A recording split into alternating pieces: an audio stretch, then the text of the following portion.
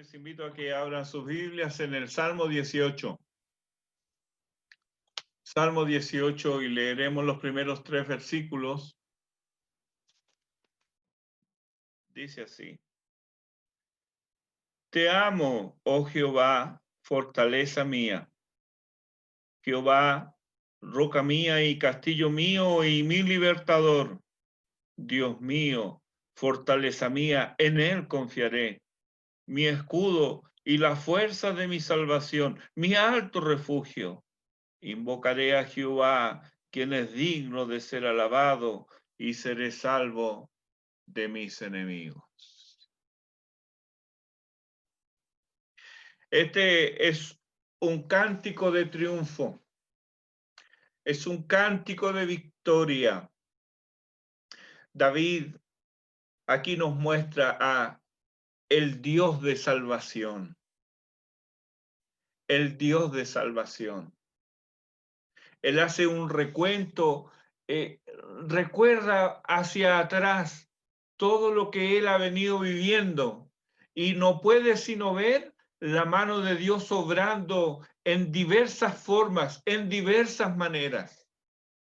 Creo que cada uno de nosotros puede identificarse con esto, porque cuando miramos hacia atrás y cuando vemos diversas situaciones muy difíciles, aflictivas, y cómo salimos de ahí, vemos la mano del Señor obrando a nuestro favor. Eso es lo que hace David.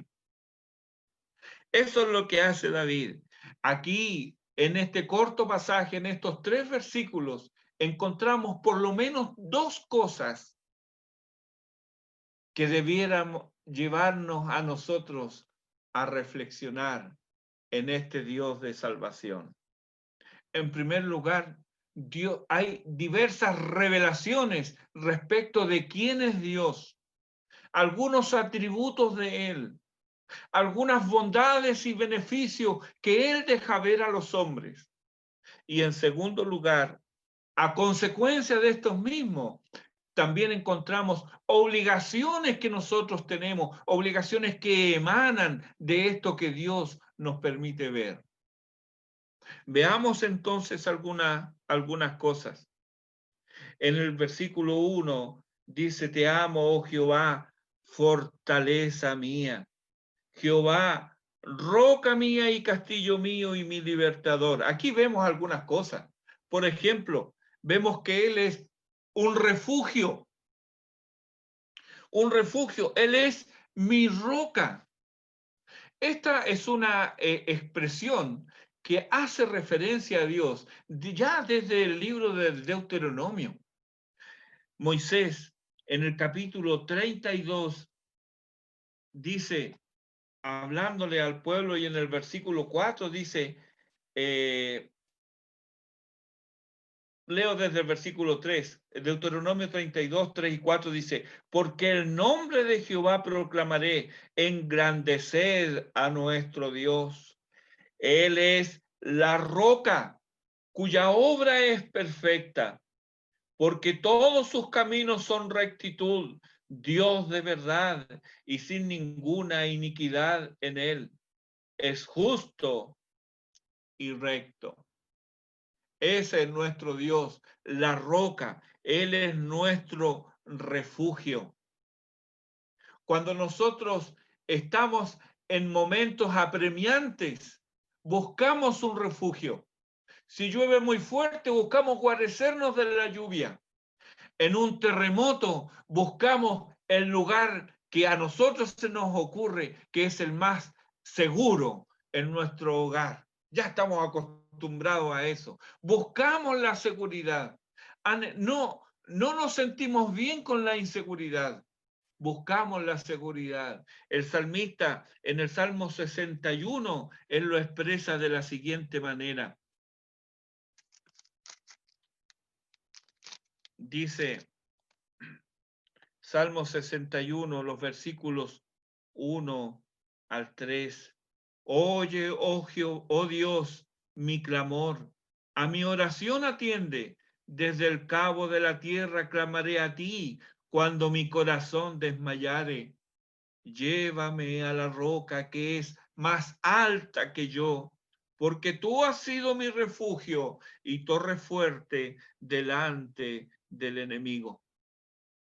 Él es mi roca. Él es la roca que es más alta, que es más alto que los hombres. Podemos refugiarnos confiadamente en Él. Él es nuestra fortaleza. El Salmo 34, versículo 7, habla de Dios como que Él dice que el ángel de Jehová acampa alrededor de los que le temen y los defiende. Él es nuestra fortaleza, Él es nuestra protección. Y en el Salmo 18 Él dice, Él es mi fortaleza. También dice que es mi libertador.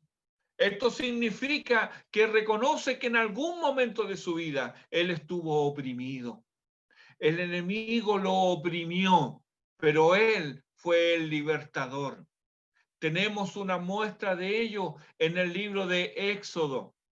Israel estaba oprimido, estaba esclavizado en tierra de Egipto y Dios lo sacó a libertad mediante Moisés.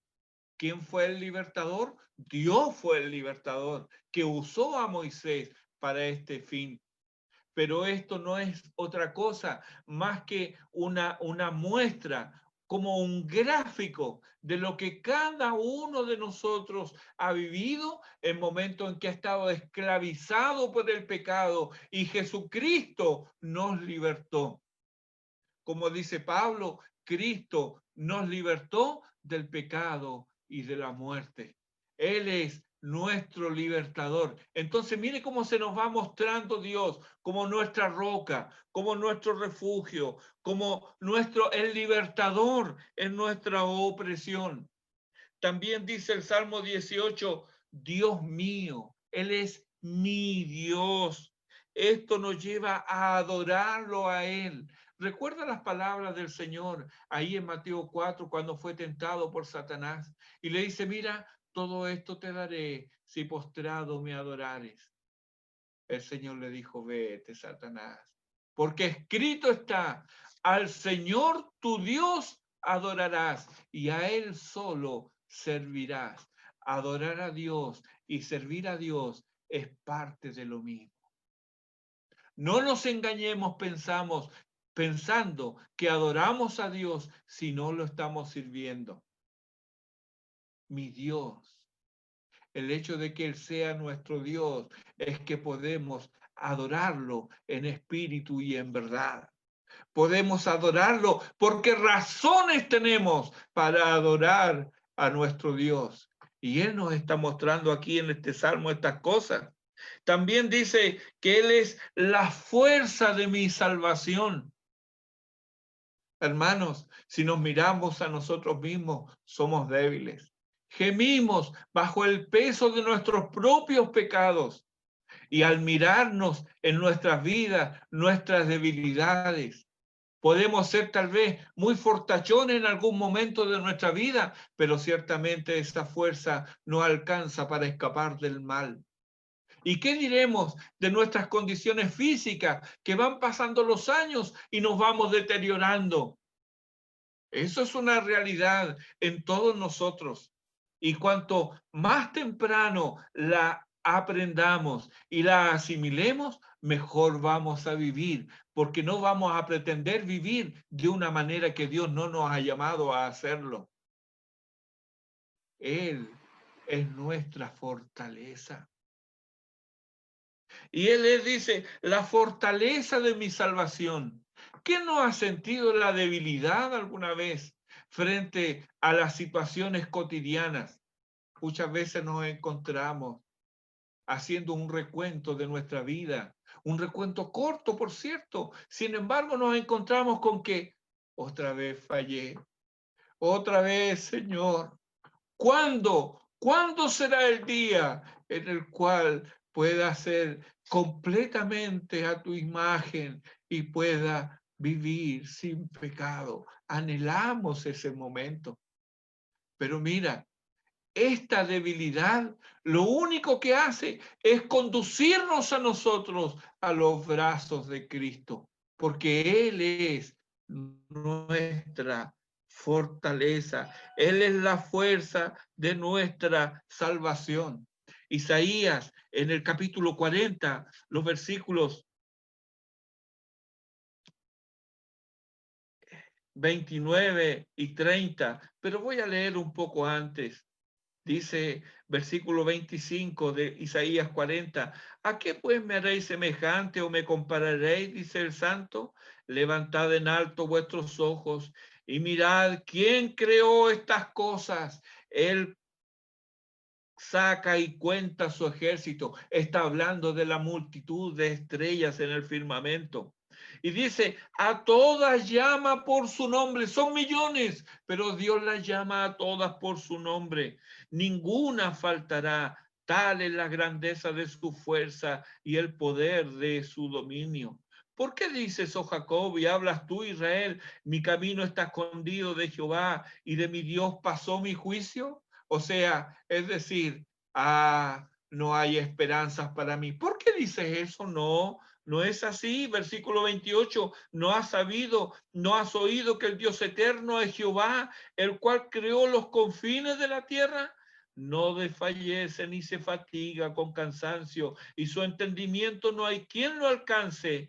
Él da esfuerzo al cansado y multiplica las fuerzas del que no tiene ninguna. Los muchachos se fatigan y se cansan, los jóvenes flaquean y caen, pero los que esperan a Jehová tendrán nuevas fuerzas, levantarán alas como las águilas, correrán y no se cansarán, caminarán y no se fatigarán.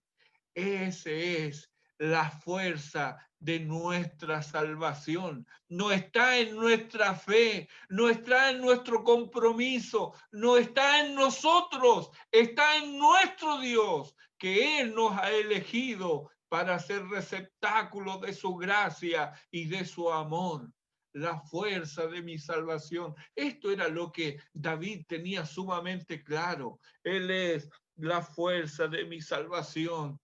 Él es entonces el poder que me sostiene y que además me garantiza de que el que comenzó en mí la buena obra la perfeccionará hasta el día de Jesucristo. Puedo confiar en Él. Él tiene poder. Como dice Pedro, que sois guardados por el poder de Dios. Somos guardados por Él. No solamente eso, sino que el salmista dice, Él es mi escudo. ¿Para qué se usa el escudo? El escudo no es un arma ofensiva, el escudo es un arma defensiva. Nos defiende de los dardos del maligno. En Efesios 6, el apóstol Pablo nos dice que debemos vestirnos de toda la armadura de Dios para que podamos resistir en el día malo y habiendo acabado todo, estar firmes. El escudo de la fe. Él es nuestro escudo. Él es quien detiene, para en seco los dardos del maligno. Podrán estar envenenados, podrán venir encendidos, pero el escudo que es nuestro Dios, Él detiene todo eso antes que nos llegue, antes que nos afecte. Ese es nuestro Dios. David dice, ese es el Dios que yo conozco. Ese es el Dios. Así se ha revelado Dios a su vida y así se ha revelado Dios a nuestras vidas. Porque alguno de nosotros podrá decir, saben, David tal vez, sí, él tiene razón porque él vivió eso, pero yo no he vivido eso. No, cada uno de nosotros sabe que Dios es su refugio, que Dios es su protección, que Dios es el libertador de la opresión, que Dios es digno de adoración, que en Dios reside todo el poder y que Él es nuestra defensa. Él es nuestra defensa, Él es nuestro escudo, Él es nuestro baluarte. No solamente eso, sino que David también termina diciendo que Él es mi alto refugio. ¿Qué significa esto que sea un alto refugio?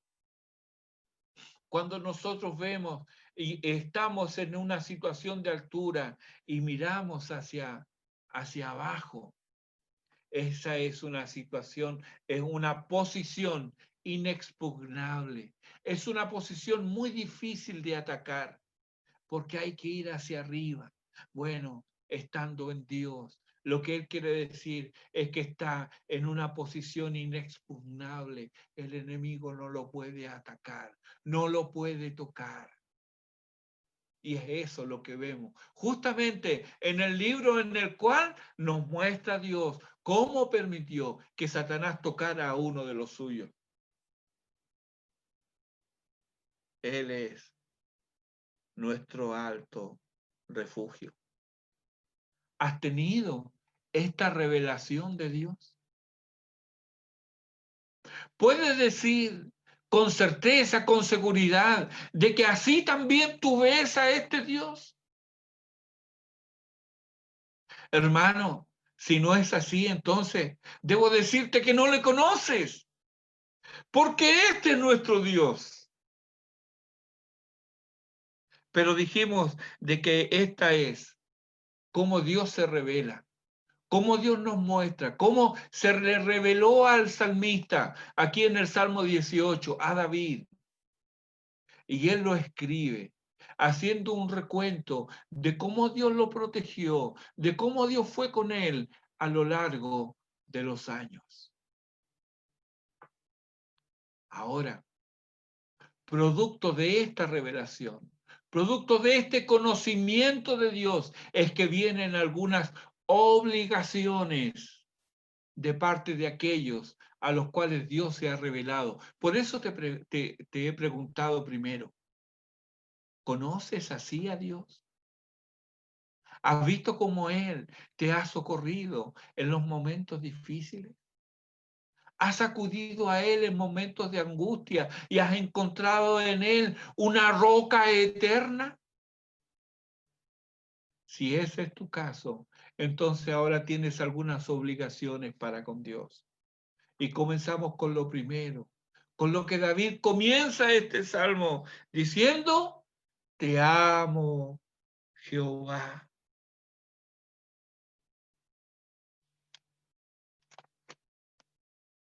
Te amo, oh Jehová.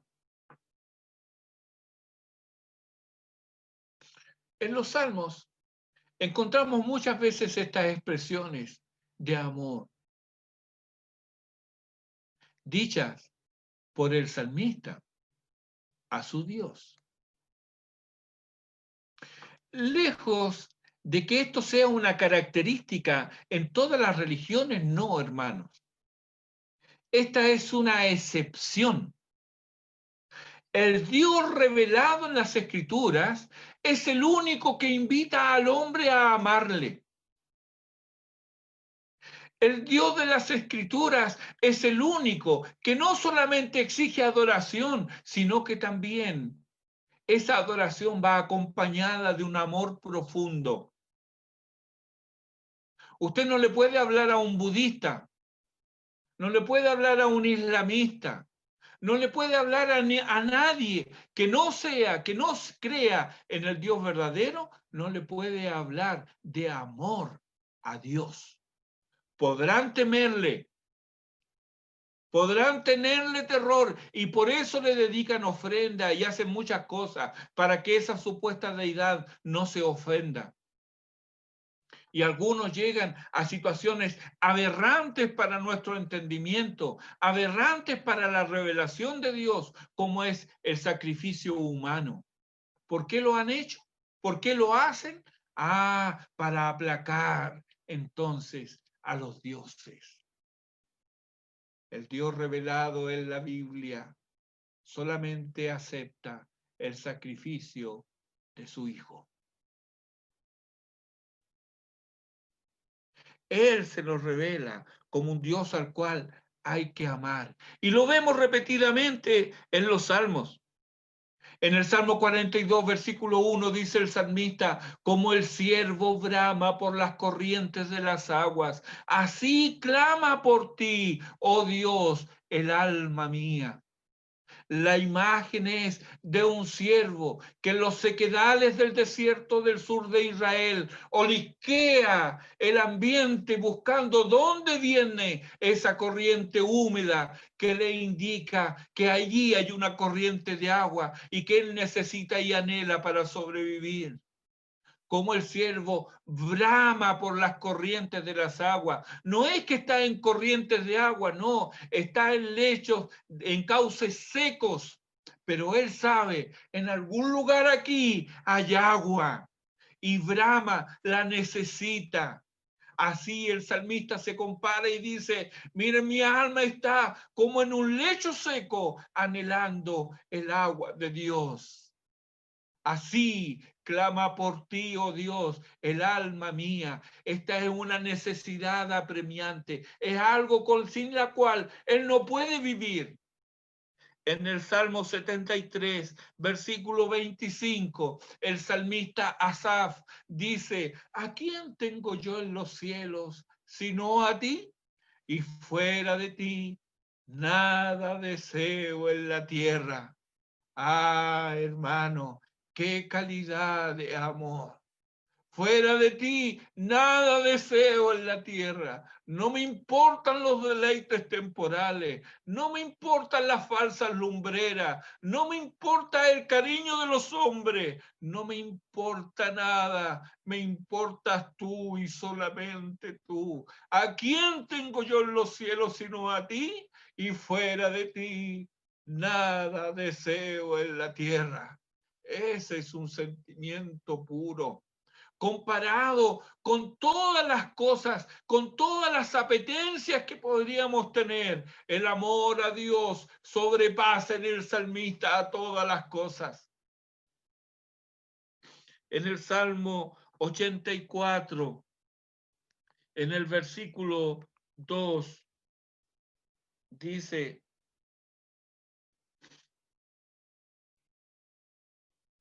vamos a leer desde el versículo 1, dice, cuán amables son tus moradas, oh Jehová de los ejércitos. Anhela mi alma y aún ardientemente desea los atrios de Jehová. Mi corazón y mi carne cantan al Dios vivo. Aún el gorrión haya casa y la golondrina nido para sí donde ponga sus polluelos. Cerca de tus altares, oh Jehová de los ejércitos, Rey mío y Dios mío. Bienaventurados los que habitan en tu casa, perpetuamente te alabarán. Bienaventurado el hombre que tiene en ti su fuerza, en cuyo corazón están tus caminos. El título de este salmo no ha sido puesto por el salmista. Dice anhelo por la casa de Dios, pero aquí no veo tanto un anhelo por la casa de Dios como un anhelo por el Dios. Anhelo por Dios. Lo que él anhela es a Dios. Él llega a sentir celo porque está lejos y llega a sentir celo de los pajaritos, de un gorrión, de una golondrina, que ellos pueden hacer sus nidos ahí dentro mismo de la casa de Dios, cerca de sus altares. Ah, si yo pudiera estar.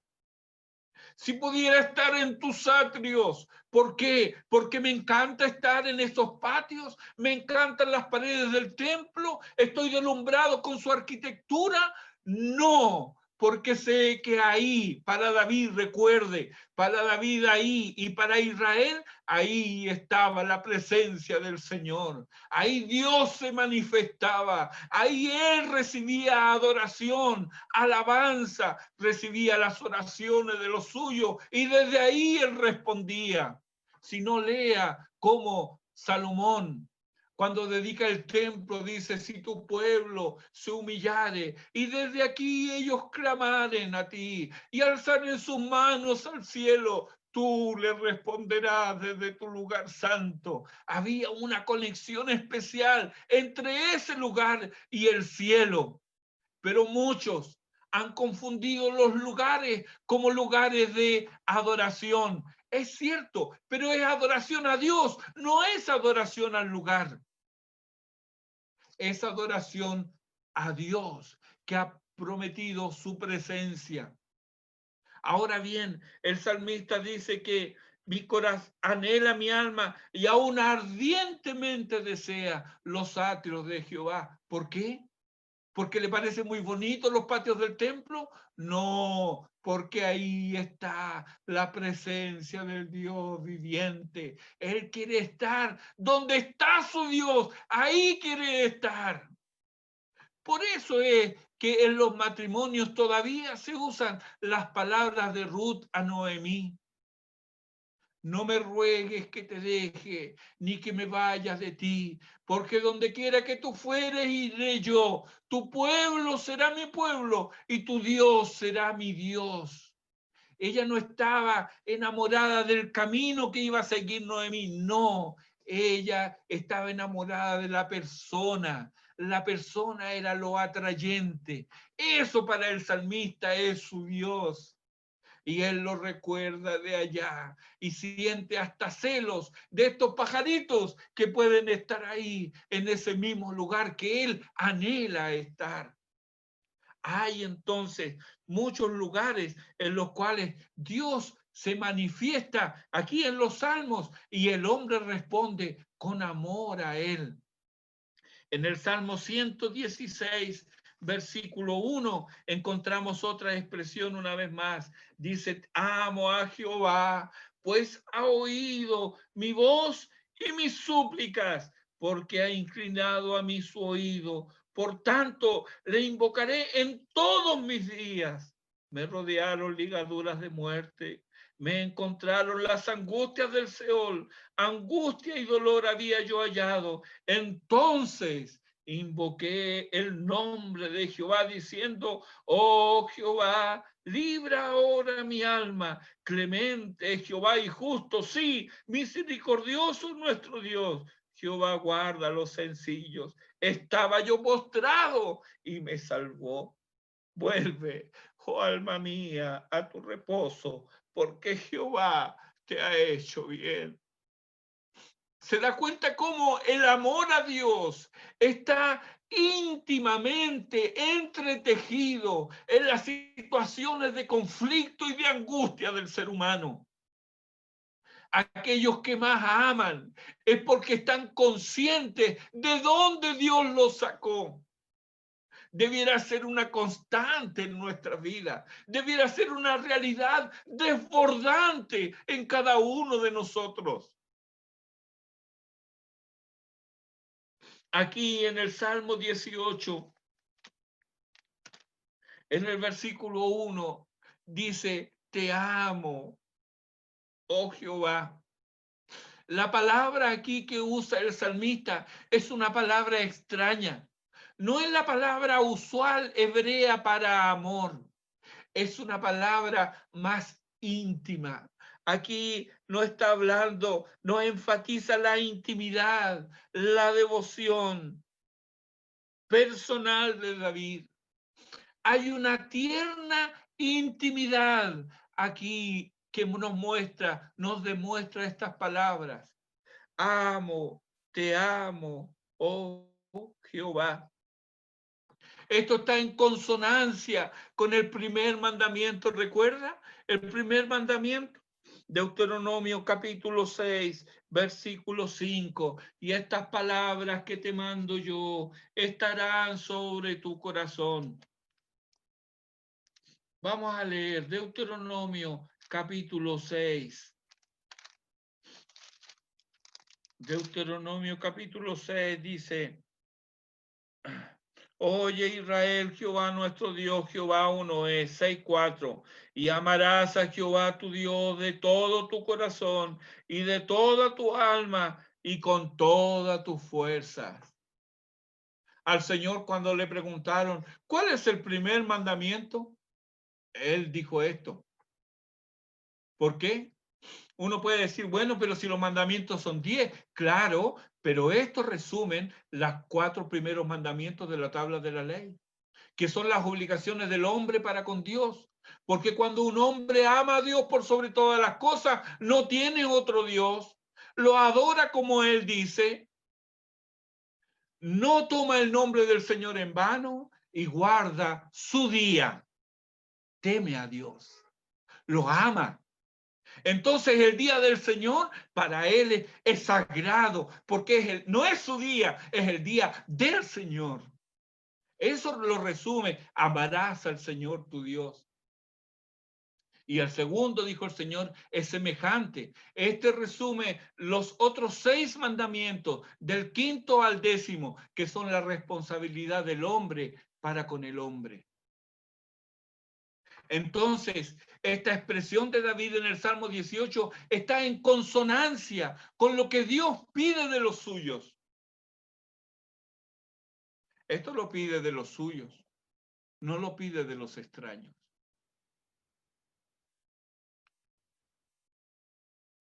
En 2 Samuel, perdón, en 2 Corintios capítulo 5, versículo 14, el apóstol Pablo, después de hablarle a los corintios, llega a esta conclusión y dice: porque el amor de Cristo nos constriñe. Hermanos, las empresas que se hacen por amor, lo que se emprende por amor, no importa la fatiga, no importa la inversión de tiempo, ni siquiera de dinero. Lo haces o lo hicieron porque amaron, y eso es todo. El amor de Cristo nos constriñe. No es el amor a Cristo, no es mi amor, no, es el amor de Cristo. El amor de Cristo nos constriñe. Y en 1 Corintios capítulo 13, versículo 13, ¿qué nos dice? Dicen: y ahora permanecen la fe, la esperanza y el amor, pero el mayor de ellos es el amor.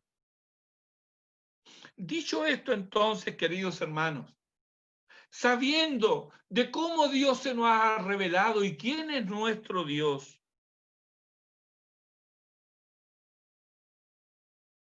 ¿cómo procedemos respecto de nuestras obligaciones para con Él? Y la principal, amarle. Triste es decirlo, pero muchas veces caemos en el olvido. Hablamos de la roca, ¿verdad? En Deuteronomio capítulo 32. El 32, el nombre de Jehová proclamaré, versículo 3. Engrandeced a nuestro Dios. Él es la roca cuya obra es perfecta, porque todos sus caminos son rectitud. Dios de verdad, y ninguna iniquidad en él. Es justo y recto. ¿Cómo nos vamos a olvidar de este Dios? Pues mire, en los versículos 15 de este mismo capítulo 32, dice: pero engordó Jerusún y tiró coces. Engordaste, te cubriste de grasa. Entonces abandonó al Dios que lo hizo y menospreció la roca de su salvación.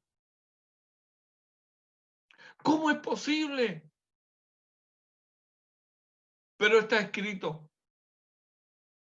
Mire el versículo 18. De la roca que te creó. Note, te creó. De la roca que te creó te olvidaste. Te has olvidado de Dios, tu creador.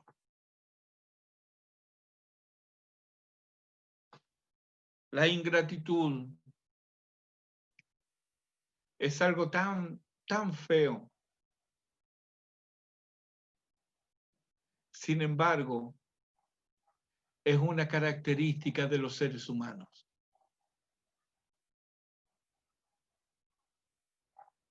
A consecuencia del pecado, esto parece ser algo que está profundamente arraigado en nuestros corazones. En Apocalipsis capítulo 3, versículo 17, el Señor le dice a la iglesia en la Odisea, y tú dices: yo me he enriquecido y no tengo falta de nada. Y no sabes que eres un desventurado, pobre, ciego y desnudo. La misma situación que nos habló aquí en el capítulo 32 de Deuteronomio, el versículo 5. Engordaste. Te fue bien. te olvidaste de Dios. La iglesia en la Odisea, ellos estaban bien. Todas las necesidades físicas, materiales estaban cubiertas. Ellos tenían para hacer todas las actividades que se propusieran. No nos falta nada. Ahí pusieron su acento. ¿Y qué pasó? Pero dice, no sabes que eres un desventurado, pobre, ciego y desnudo. El reproche que Dios le hace a la iglesia en Efeso, en el capítulo 2, versículo 4, es el reproche que muchas veces debiéramos sentir nosotros. Porque le dice, pero tengo contra ti que has dejado tu primer amor. ¿Recuerda cuando hicimos esa similitud entre adorar a Dios y servir a Dios? Al Señor tu Dios adorarás y a Él solo servirás. Lo dijo el Señor.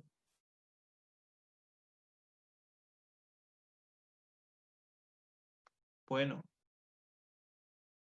cuando no estamos sirviendo es porque hemos entrado en esa decadencia que nos conduce al olvido y a la ingratitud de los favores recibidos de Dios. Y alguien puede decir, no, si a mí me faltan muchas cosas, es probable, pero sin embargo, lo que no te estás dando cuenta es de que estás considerando que lo que tienes, tú te lo has ganado y tú te mereces eso. Hermano, ¿hay algo que merezcamos nosotros? ¿Hay algo que tengamos que no lo haya dado Dios por gracia y misericordia? Lo que tenemos y lo que somos no es obra y gracia de nuestro Dios, que es tan bueno y misericordioso. ¿Por qué entonces esta frialdad? ¿Por qué entonces no hay esta gratitud para con Dios que nos lleva a no servirlo? Ah, porque pensamos que lo que tenemos y que lo que somos lo hemos logrado con nuestro esfuerzo. Pero déjame decirte, y sin duda alguna, si te pones a reflexionar en esto, te vas a dar cuenta que es así, que hay muchos que hacen un esfuerzo mucho más grande que el que tú has estado haciendo y no es coronado con el éxito que Dios te ha permitido tener. ¿O no? Dios ha querido bendecirnos. Él es digno de nuestro amor. El salmista podía expresarse de esta manera íntima y tierna con él, porque él reconocía que Dios era quien lo había sacado de innumerables momentos de oscuridad y de terror. Nos hará bien mirar hacia atrás y ver cómo Dios nos ha librado de las garras de Satanás innumerables veces. Lo mismo vas a encontrar si lees detenidamente el capítulo 16 de Ezequiel. Léelo. Y te vas a dar cuenta que lo que pasó con Jerusalén, lo que pasó con Judá, lo que pasó con Israel, es lo que se repite en muchos seres humanos. Y lamentablemente, muchas veces esto infecta a los creyentes. Pero sigamos viendo qué otras obligaciones emanan de esta. La principal es amarle, pero también es confiar en él.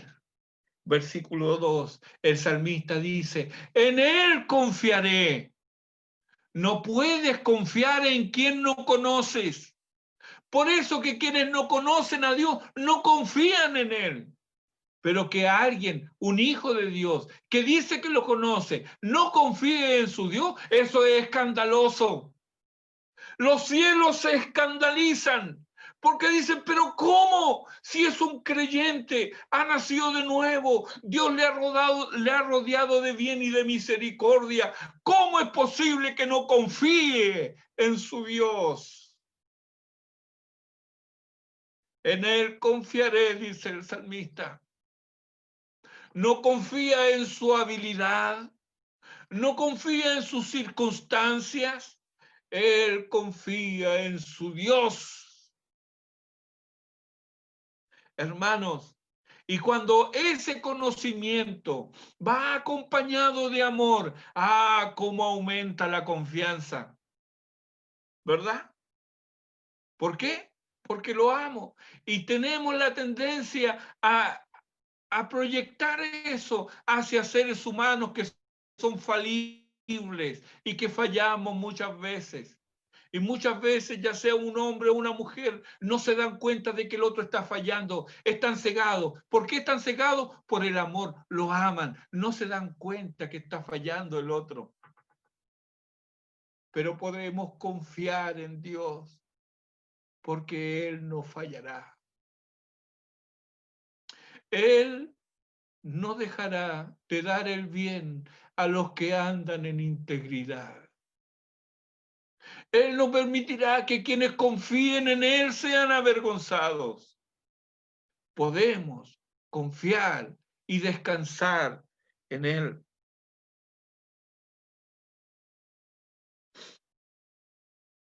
Cuando descansamos en Él, es como que comparecemos ante Él. Ahora aquí está la gran diferencia, porque aquel que ama a Dios, aquel que con corazón sincero se acerca a Dios, su deseo y su anhelo es comparecer ante Dios, es estar en su presencia. Pero distinta es la condición del hipócrita. Le tiene terror a comparecer ante el Señor. Por lo tanto, no puede confiar en Él. ¿Te das cuenta? La confianza en Dios emana de quien conoce a Dios. Y es aumentada al infinito cuando ama a Dios. En Él confiaré. Finalmente, dice el salmista en el Salmo 18, invocaré a Jehová, quien es digno de ser alabado. Hermano, aquellos que le invocan son quienes más lo alaban.